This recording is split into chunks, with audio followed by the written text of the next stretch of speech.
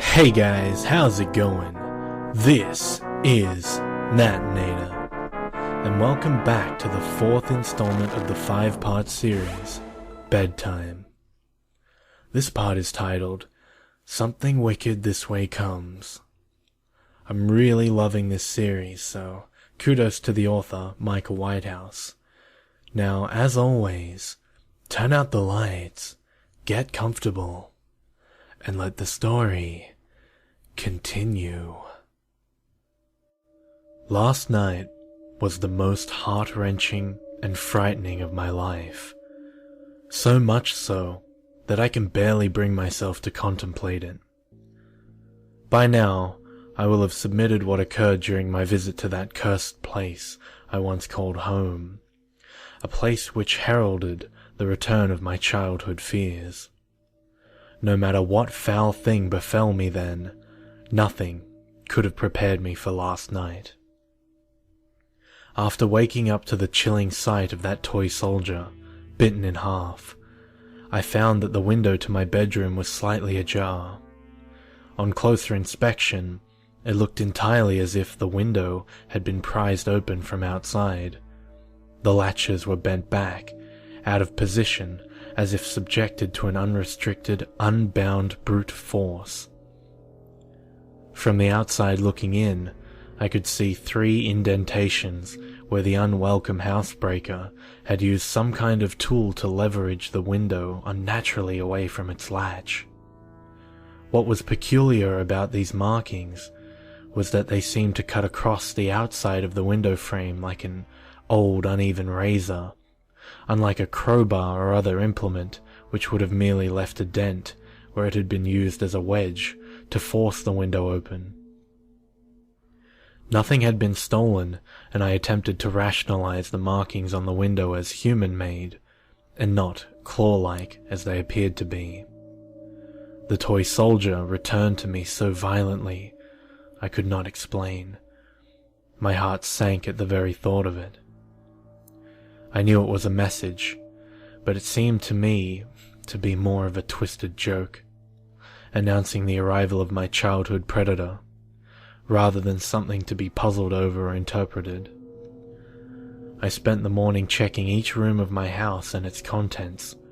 Nothing was missing. I could only hope that whatever that fiend had been in the back of seat of my car the previous night, that it had only wished to frighten me one last time and then be on its way. Perhaps its reach would be weakened so far from my childhood bedroom. It is all too easy for any sane person to persuade themselves that a traumatic event is something more benign, but in this instance, I could not. That broken toy was not a mere joke, but a promise. A promise that it would return, for what I did not wish to know. My thoughts naturally tumbled inwards and back to those terrifying nights I had as a child. I was now reintroduced to the apprehension of bedtime, the longing for day, and the anxiety of night. Like an old and relentless enemy, my fear grew throughout the day, festering inside of me, leading to strange and ominous thoughts about the consequences of unwittingly bringing that thing home. Do not misunderstand me. My fear was not simply for my own safety.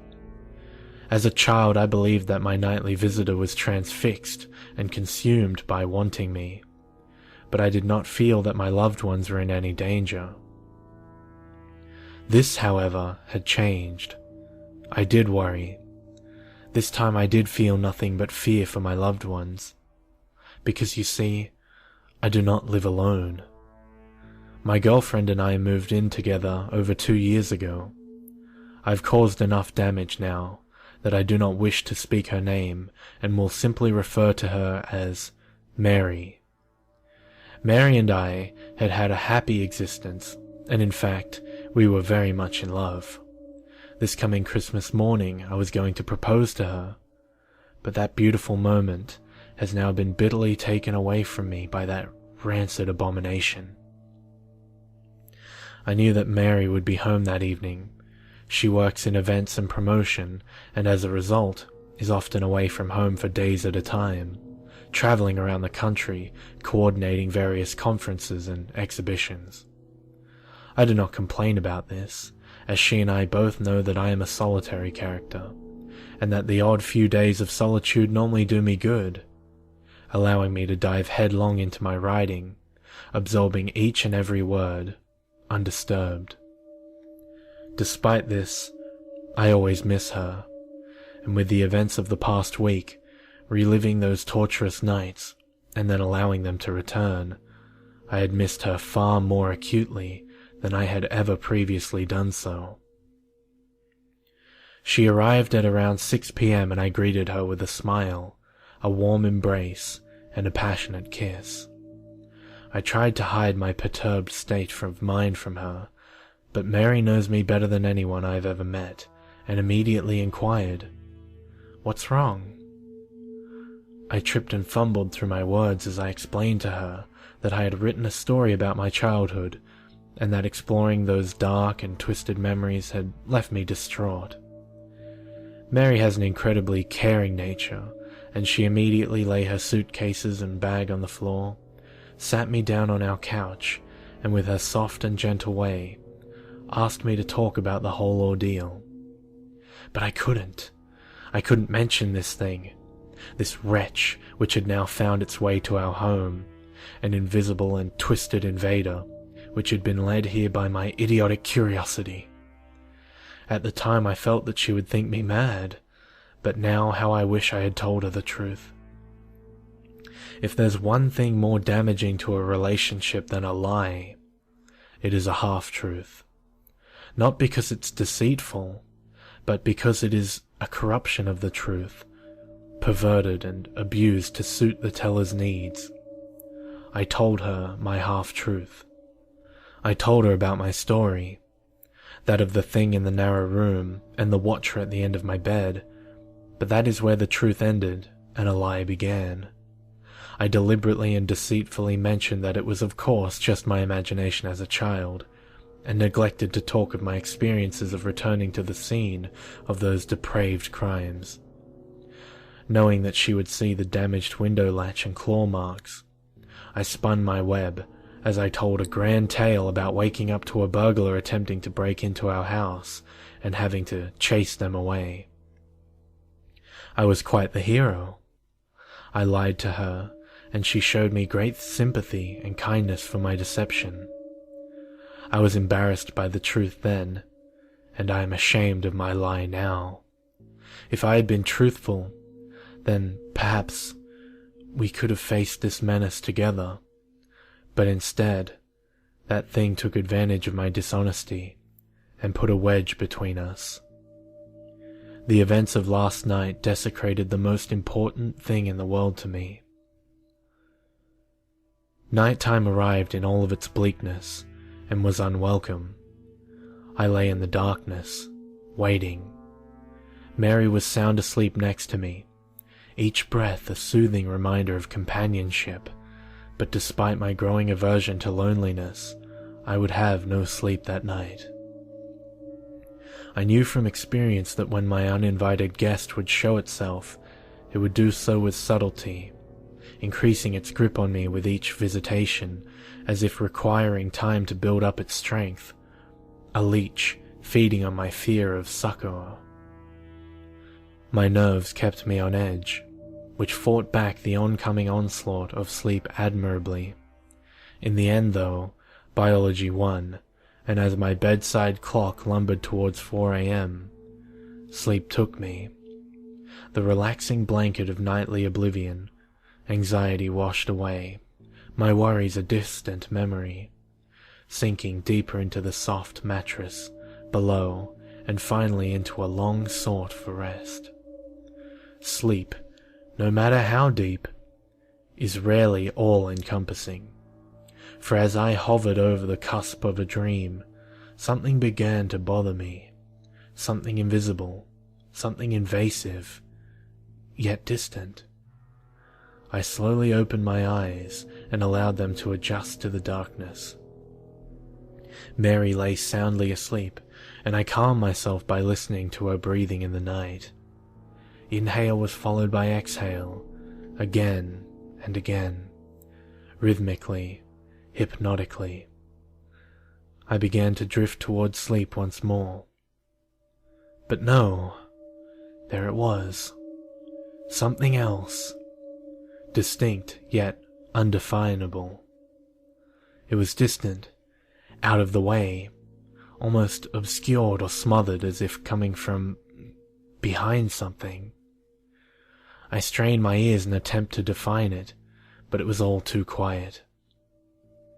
I remained in the bed for several more minutes, but with each passing second, that almost inaudible sound grated on me, like broken glass on a raw nerve.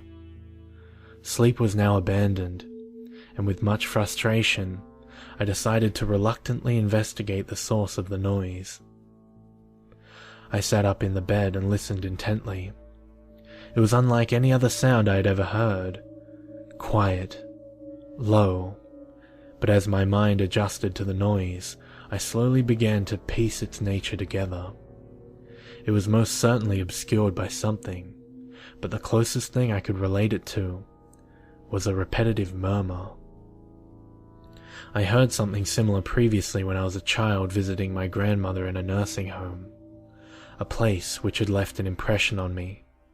Seeing the wandering residents confused and of a fractured mind, meandering around the grounds like lost inmates, murmuring repetitively to themselves of days gone past, repeating nonsensical phrases and words. This is what it reminded me of. A continuous stream of indecipherable words, uttered by someone in the throes of confusion. I turned to check on Mary, watching her chest rise and fall with each breath. Assured that she was undisturbed, I left the bed. As I stood up, I recognized immediately that the murmuring was louder. While dark, I had left a light on in the hall, as I always do, which crept under the door and allowed me to view the room in a dim but visible way. I looked around to see if anything was out of place, but the room appeared as expected. My mind ambled back to that night as a child in the second room, where noises could be heard from some unseen yet ever-present menace. I took a step forward, and as I did, so the noises once again grew in volume. While I was still at a loss in deciphering the words, I could now hear the character of the voice. It was old, scratched by age, with a harsh, guttural undertone to it. The words were being repeated at a frantic pace and seemed anxious, yet muffled by some unknown barrier. I was frightened, but I drew strength from Mary being in the room, and with a deep breath filled with trepidation, I took another slow and silent step forward, my bare feet cushioned by the cold floor below. Again the voice became louder. I wasn't sure if I was imagining it, but I could have sworn that it had become more agitated as I drew closer. The next step I took shook me to my very core, for as that murmuring, garbled voice grew louder still, amongst the rambling, gravelling sound of it, I heard a word which shot an icy shudder through my bones. A word to be feared. It spoke my name. Dear God, it knew my name. To me, it was as if knowing who I was somehow endowed to that thing with an unlimited reach, that I may never be rid of it, that it could kill me at any moment. Something suddenly caught my eye, a movement accompanied by a ruffle of cloth. I knew now where that rhythmic, agitated voice originated. I knew now why it was muffled and difficult to decipher. I could now see it, only a few feet in front of me, standing behind the closed curtains.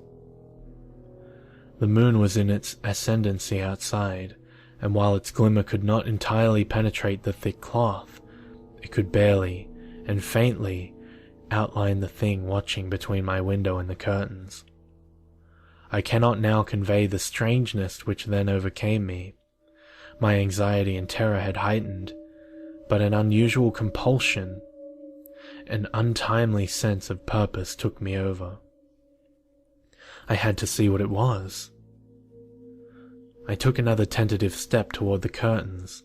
They swayed slightly as if caught by a breeze, but I could not tell whether the movement had been caused by myself, or the hand of that thing hiding behind a shroud of cloth.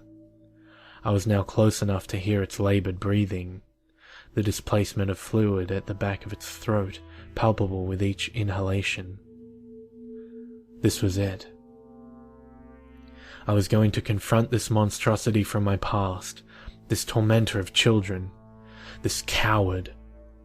Raising my right hand slowly, I accidentally touched the fabric of the curtain, causing a subtle ripple which parted them momentarily.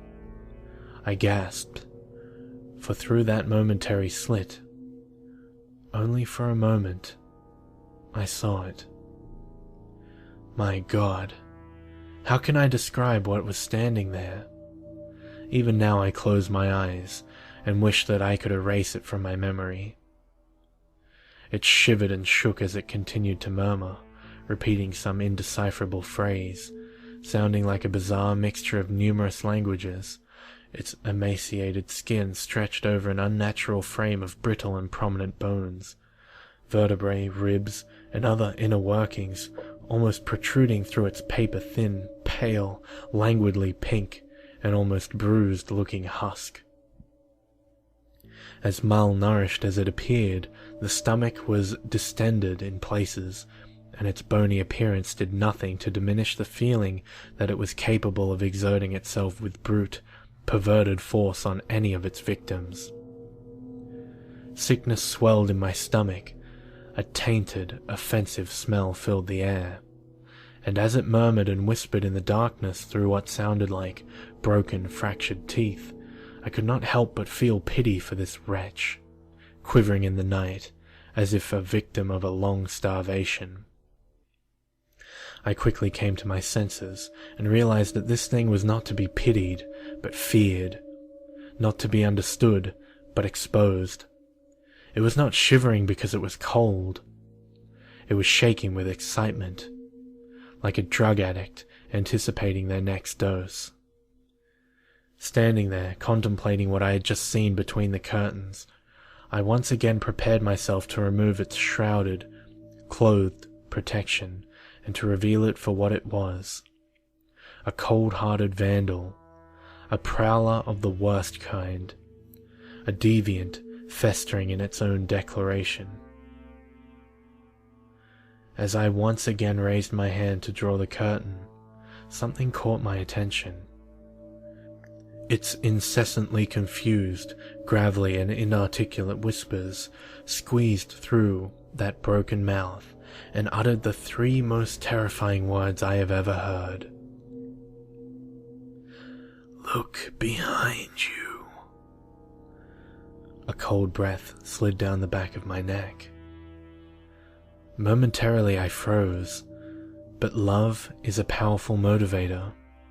Had I been on my own, fear would have taken me, shaking any possibility of resistance from my mind.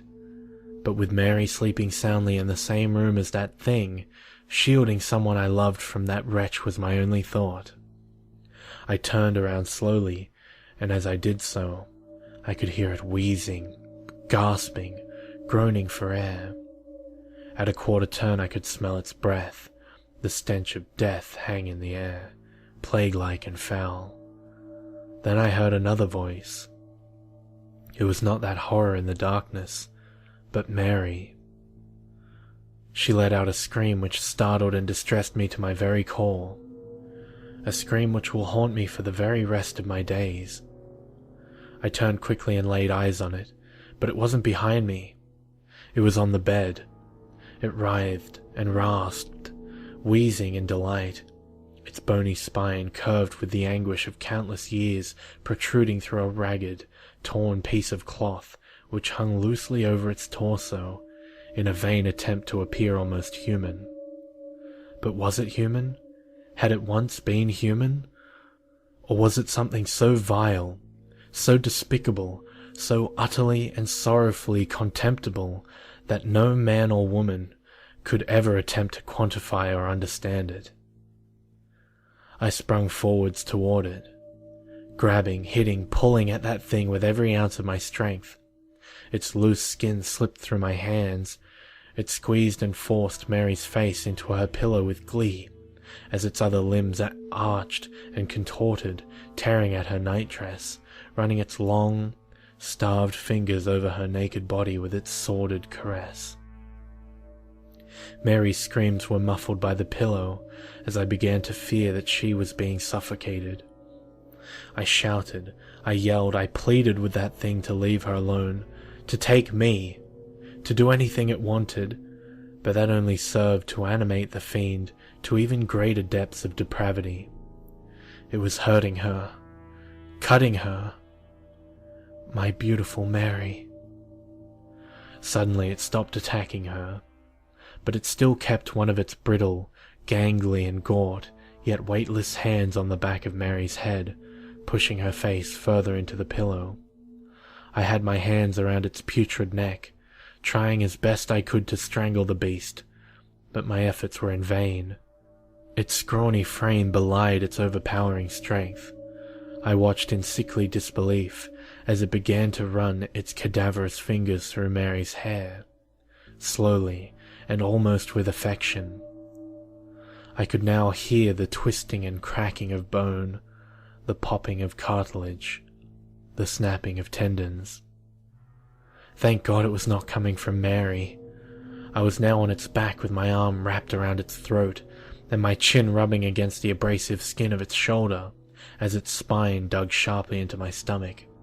It twisted its head in an entirely inhuman way. Its neck clicked and groaned under the strain with every arthritic movement, as if hindered by 1,000 years of rigor mortis. It was now looking at me. I've heard it often said of some people that they cannot see the forest for the trees, but now I truly appreciate that sentiment. So close was I to its black, icy stare that I could not take in its surrounding features.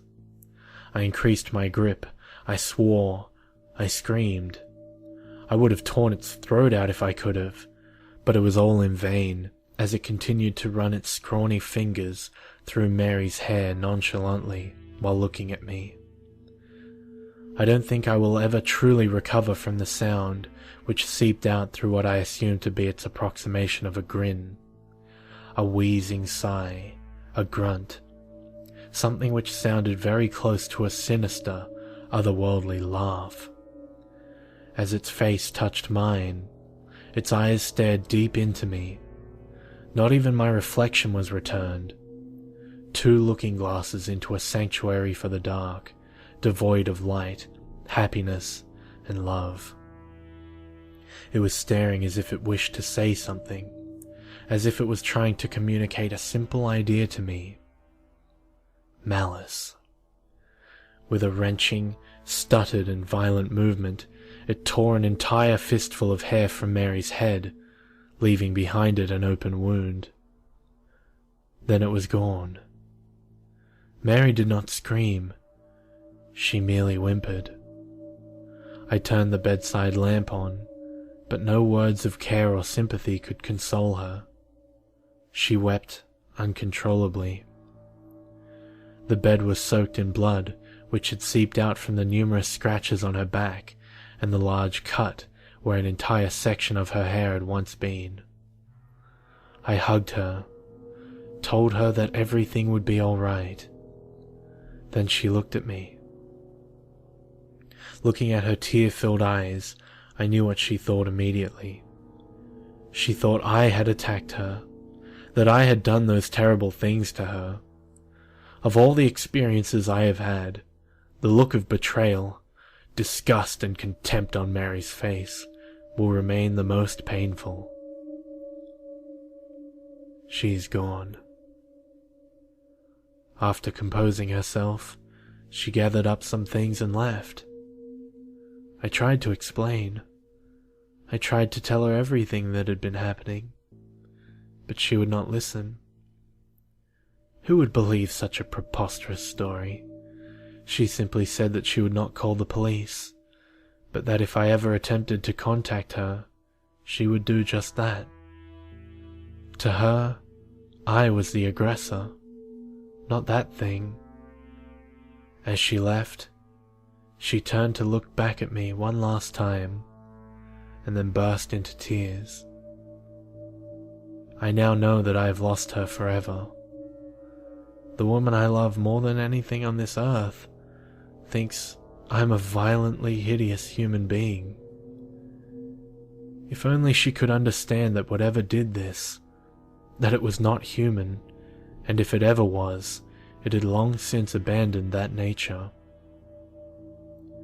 It was 5 a.m. when Mary left me. It's 9 a.m. now.